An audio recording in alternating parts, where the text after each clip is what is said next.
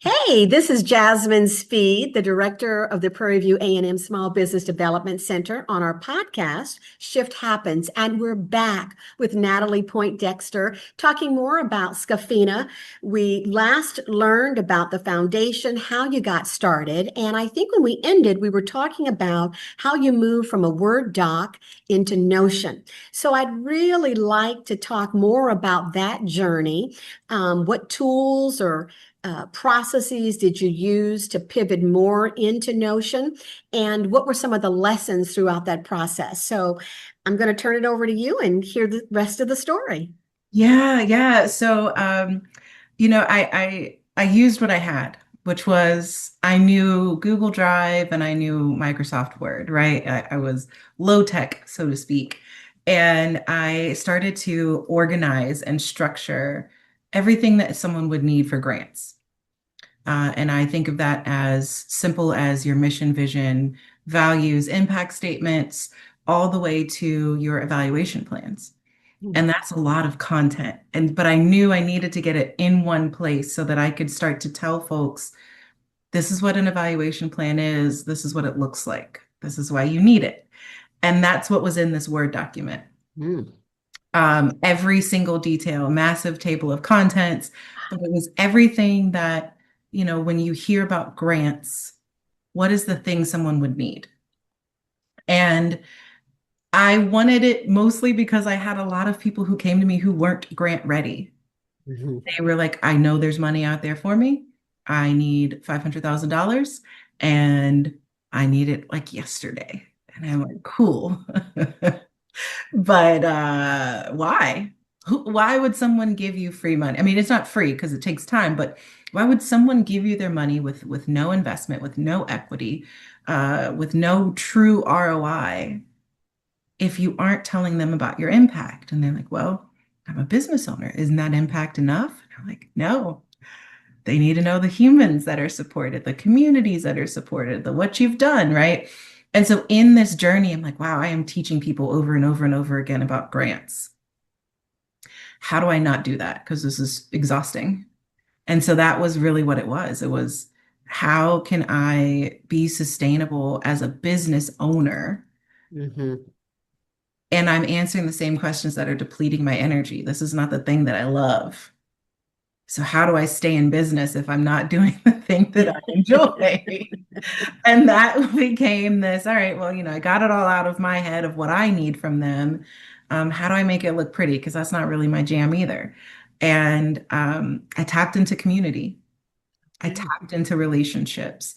As I said, I'm not a tech person, but I am tech adjacent. So I allowed myself to go into these very tech focused rooms where people are like, yeah, I'm a full stack developer, or I'm a Web3 developer, or I'm a engineer of sorts. And they're like, what do you do? And I'm like, oh, I'm a creative. I And they're like, love well, it. you don't have a language you code in? I'm like, oh no. And I learned to use my own failing forward, which was I told them, I said, I've hosted a hackathon. I've never, been a part of a hackathon, but what I learned in that moment was that I put a semicolon or a dash of some sort in my Python language and it broke my code and I've never gone back since. And they usually chuckled and they were like, you don't use either one of those in Python. And I'm like, which is why I don't use it, right? And that was my moment of vulnerability to them. But it was also this moment for me to say, how can I be better? But how can you Mhm. help me? How Mhm. can you guide me on your expertise? And that's again how my friends who are UX, UI designers, Web3 developers said, Natalie, check out Notion because they're always thinking about the end user, Mhm. always thinking about how does the technology work from start to finish. I didn't have to know that. I just You had, just had to know the content. What yeah, was the juice in the middle, I guess, right? yes, And yes. they're creative in a way too because they're designing and figuring out the flow and the output, and you are designing the content. So it's like creativity powered by AI and technology in order to give the end user a better solution. And, I was thinking about what you were saying. It's so true, that just having a process down helps people to see it and to understand it a little bit better. And I love the fact that you have embraced technology as the fuel, not necessarily, the driver, but the fuel to help you drive where you're trying to get to more efficiently, more effectively with the outcomes that you were expecting. Yeah. So what did they say, when they said, here I am, we can do it? What happened then? It was literally building it, putting it in there. So, and I will say, if you're not familiar with Notion, it's a productivity tool. So I like to explain it as a little bit of your Google Drive and Docs and Sheets Okay. meets a project management tool light. Now, there are also Notion developers that Okay. actually go in and code and program and all of these things. So, and that's the part that I appreciate is that it's for the low code, no code folks who are who are like myself, where I'm like, I'm not trying to train this, I'm not trying to put in all this stuff, I can embed a button, you know what I mean? Uh, but the thing that really helped me was, and I say this for everyone who is a consultant who is like, all right, not everybody can afford me, but I know I'm missing out on revenue. That Hmm. was really where my frustration came as a consultant was I was meeting with people, I'm talking to people, and they're like, man, I really wish I could afford you. And I'm like, well, your girl's expensive. You know what I mean? Like I do what I do because I do it well.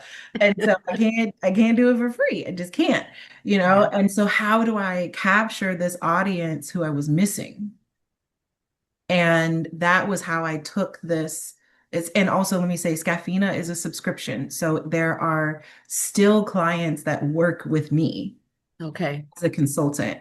But then there are also these users who have more flexibility. They have this roadmap built for them. And I think of it when I'm thinking of other business owners who are like, how in the world would I do this? It's the things that you do all the time that don't take your genius. Helping someone draft their evaluation plan does not take my genius. I know what content I need from them every single time because I know what the grantor needs Right. from them Right. every single time. So how do I ask those questions? Right? I start asking these probing questions or I have prompts that they fill in so that they aren't at this point where they're stuck and they're frustrated and they're like, but Natalie, I need you. You don't need me. You just have to answer this question. And so when I think of other business owners who are at this juncture of, is AI right for me? I built my own chat GPT on OpenAI's platform um, because I took my content and I trained it. I There didn't you go. have to know, right? I didn't have to go and hire an AI developer and drop six figures and all. No, I took the genius of myself. I uploaded it into Chat GPT. I said, this is how you talk to my people that use this. After they've used it so many times, I want you to send them to my website after they used it, right? And it's not, it takes time, yes, but once you do it, then it's there. Yeah.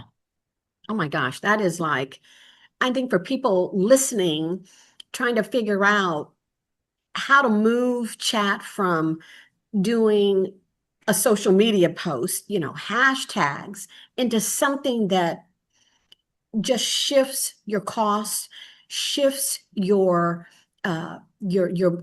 markets or your buyers. You're capturing a whole different audience that you may not have been capturing before. Uh, you're available 24/7.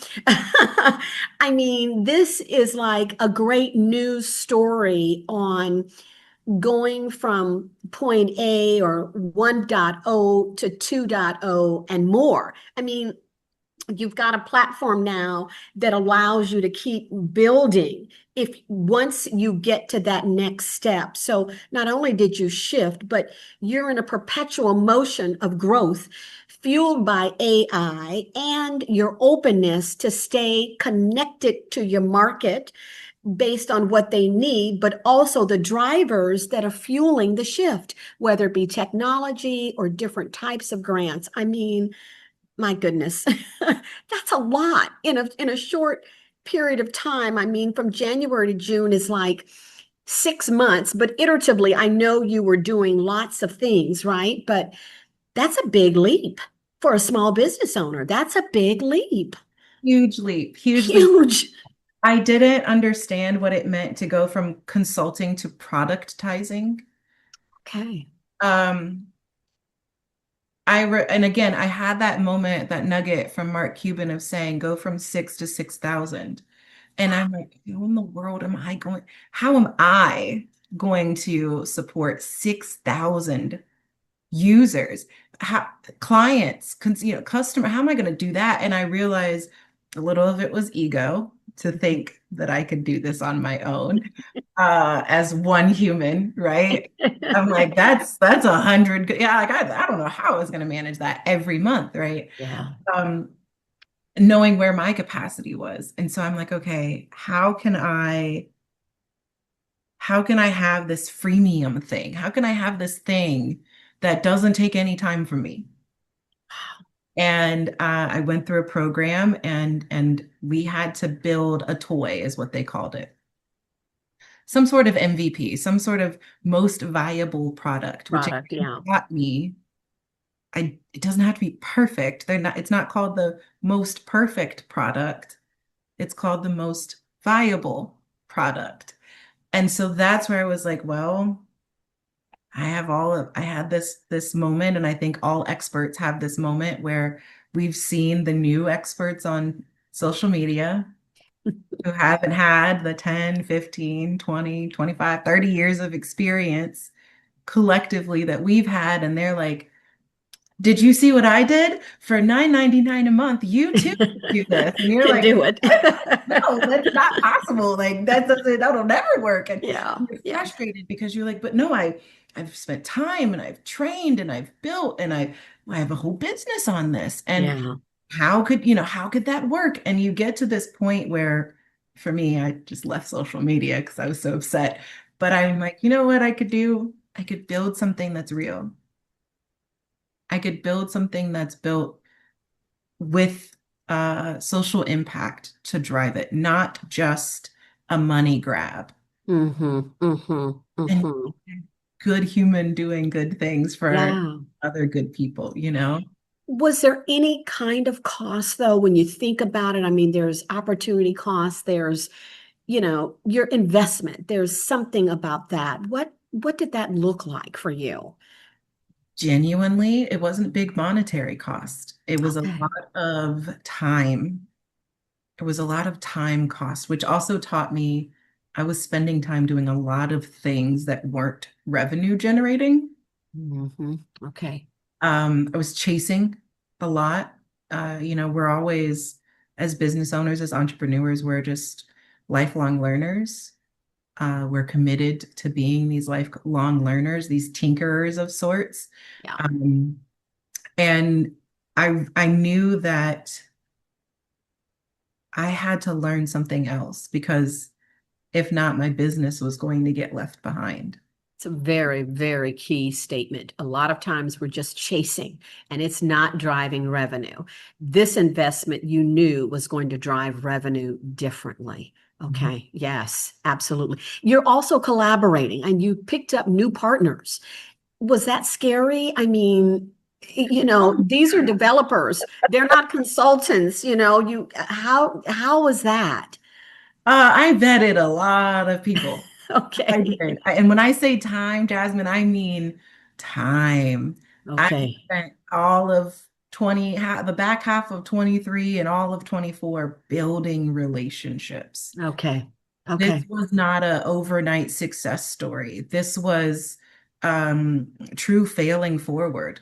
I met some people who I was like, oh, I can't do anything with you. Like we said business and now you're a whole different person. I no.